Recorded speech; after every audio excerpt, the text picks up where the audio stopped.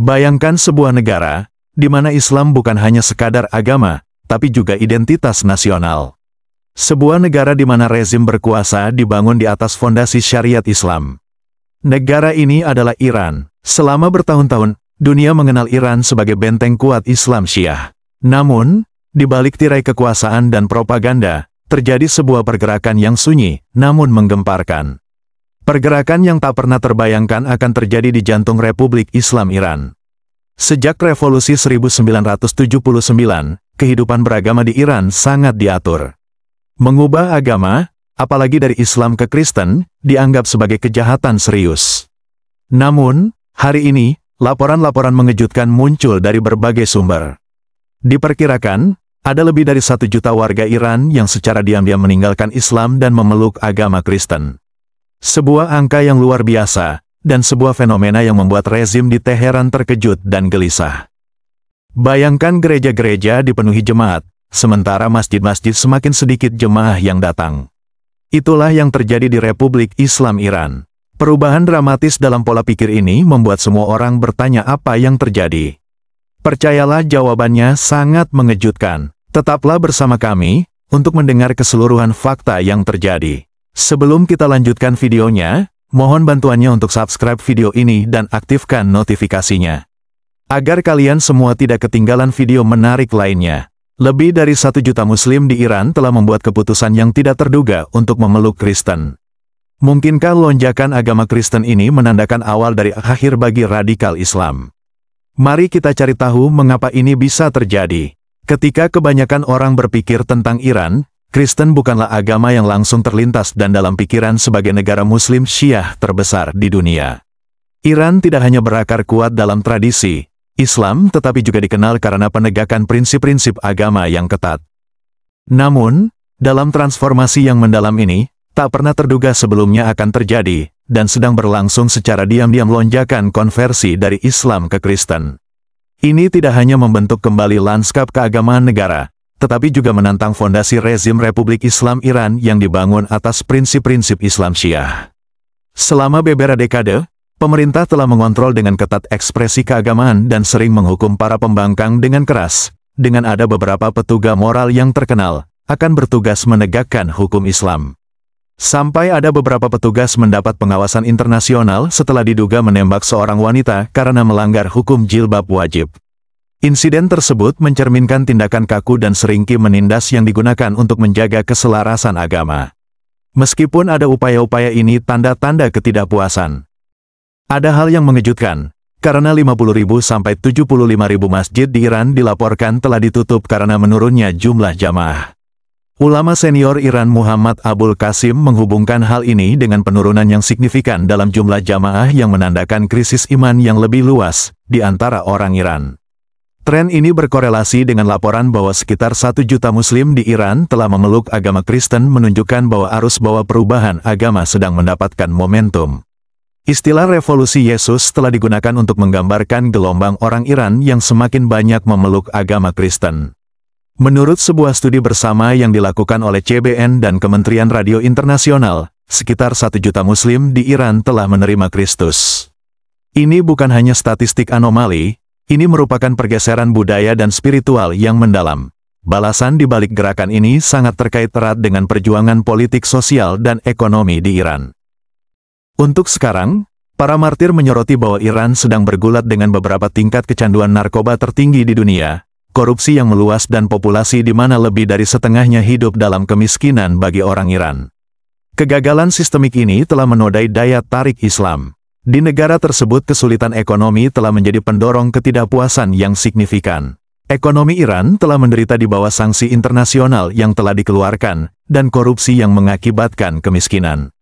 Ini telah membuat banyak orang Iran mempertanyakan janji-janji teokrasi Islam. Survei yang dilakukan oleh Gan Institute yang berbasis di Belanda menemukan bahwa 80% orang Iran menginginkan pemerintahan yang demokratis dan menolak Republik Islam dalam bentuknya saat ini. Kekecewaan terhadap politik Islam ini telah menciptakan lahan yang subur untuk mengeksplorasi jalur spiritual alternatif dalam konteks ini kekristenan. Ini tidak hanya dilihat sebagai agama, tetapi juga sebagai sarana pembebasan baik secara spiritual maupun sosial. Janji demokrasi dan hak asasi manusia yang sering dikaitkan dengan negara-negara mayoritas Kristen menarik, bagi mereka yang mendambahkan kebebasan dan kesetaraan. Minat yang berkembang pada kekristenan ini sejalan dengan seruan yang lebih luas untuk reformasi, menunjukkan bahwa agama menjadi titik fokus perlawanan terhadap rezim tersebut. Tidak mengherankan kepemimpinan Islam di Iran telah menanggapi dengan keras kebangkitan kekristenan atau revolusi Yesus dari Islam dilarang dan murtad sering menghadapi hukuman berat, termasuk penjara dan bahkan kematian. Upaya pemerintah untuk menekan kekristenan adalah bagian dari strategi yang lebih luas untuk mempertahankan kendali atas populasi. Meskipun ada upaya-upaya ini, gereja-gereja bawah tanah dan platform digital telah menjadi pusat pendidikan Kristen yang memungkinkan gerakan ini untuk tumbuh. Meskipun ada risiko yang tumbuh, ini dapat disimpulkan bahwa pertumbuhan ini bukan hanya tentang ketidakpuasan dengan Islam, tetapi juga tentang daya tarik unik kekristenan untuk para murtad sering mengutip penekanan agama pada kasih sayang dan pengampunan sebagai faktor kunci dalam keputusan mereka. Bagi banyak orang, gagasan tentang hubungan pribadi dengan Tuhan menawarkan rasa harapan dan agensi yang tidak ada dalam pengalaman keagamaan mereka. Yang mana dunia, di mana begitu banyak orang merasa dikecewakan oleh mereka yang berkuasa dan tertekan di bawah beban ketidakadilan. Ajaran Yesus menonjol sebagai pesan harapan dan kasih sayang. Kutipan dari Matius 11 ayat 28-30 memiliki cara berbicara langsung ke hati mereka yang sedang berjuang. Datanglah kepadaku semua yang letih lesu dan berbeban berat, aku akan memberi kelegaan kepadamu. Pikulah kuk yang kupasang dan belajarlah padaku, karena aku lemah lembut dan rendah hati. Dan jiwamu akan mendapat ketenangan, karena kuk yang kupasang enak dan bebanku pun ringan. Kata-kata ini bukan hanya penghiburan, ini adalah janji yang berani tentang kedamaian dan kelegaan bagi orang-orang yang lelah karena kesulitan. Selama bertahun-tahun, bagi banyak orang Iran, kata-kata ini menawarkan apa yang selama ini mereka rasa. Kebebasan dan penghiburan, dalam sistem yang tampaknya telah meninggalkan mereka di Iran, di mana penindasan dan kesulitan telah menjadi bagian dari kehidupan sehari-hari. Selama beberapa dekade, rakyat Iran telah menghadapi sejumlah tantangan seperti tingkat kecanduan narkoba tertinggi di dunia. Bagi banyak orang kenyataan ini telah menghancurkan kepercayaan mereka pada sistem yang menjanjikan mereka keadilan dan martabat melalui Islam. Sebaliknya Kristen menawarkan sesuatu yang sangat berbeda, pesannya tentang cinta pengampunan dan harapan. Ini terasa seperti penawar dari kerasnya kehidupan sehari-hari. Gagasan tentang hubungan pribadi dengan Tuhan yang dibangun di atas kasih sayang. Daripada kontrol, telah menarik ribuan orang untuk mengeksplorasi iman yang terasa lebih manusiawi dan mudah diakses. Tentu saja gerakan ini tidak luput dari perhatian pemerintah Iran. Mereka memandang pertumbuhan agama Kristen sebagai ancaman serius, tidak hanya terhadap otoritas agama mereka, tetapi juga terhadap seluruh sistem politik. Tanggapan rezim tersebut adalah menindak keras gereja-gereja bawah tanah. Gereja-gereja tersebut digerebek orang-orang, dan mencari orang-orang yang berpindah agama ke Kristen, serta ditangkap. Kristen baru diam-diam berbagi perubahan mendalam dalam hidup mereka, dengan teman-teman dan orang-orang terkasih. Kelompok studi Alkitab yang bijaksana menawarkan perlindungan, tetapi tetap berada di bawah ancaman terus-menerus.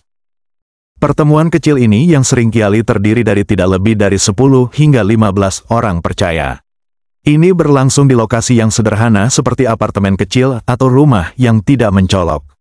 Saat peserta terakhir tiba dan pintu terkunci, gelombang kelegaan menyapu kelompok itu dan mereka dengan hangat merangkul keamanan komunitas mereka.